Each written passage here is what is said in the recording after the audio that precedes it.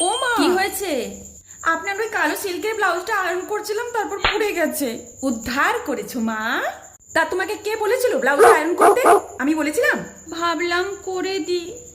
কোনো কাজেই তো করতে পারো না। পল্টুর বউকে দেখে কিছু শিখবে। কদিন বিয়ে হয়েছে, সব কাজে নিপুণ। ওকে দেখেও তো কিছু শিখতে পারো। উফ। বৌমা, বলি ও বৌমা, শোনো কি কাণ্ড কি হয়েছে মা? এমন ধরপুর ধরপুর করে ছুটে আসছেন, আপনাকে কি পাগলা কুকুরে তাড়া করেছিল? আরে পাগলা কুকুরে কেন তাড়া করতে যাবে? তাহলে? আরে বাবা, পল্টুর বউ মেরে পল্টুর মাথা ফাটিয়ে দিয়েছে। কি রক্তারক্তেই না কাণ্ড।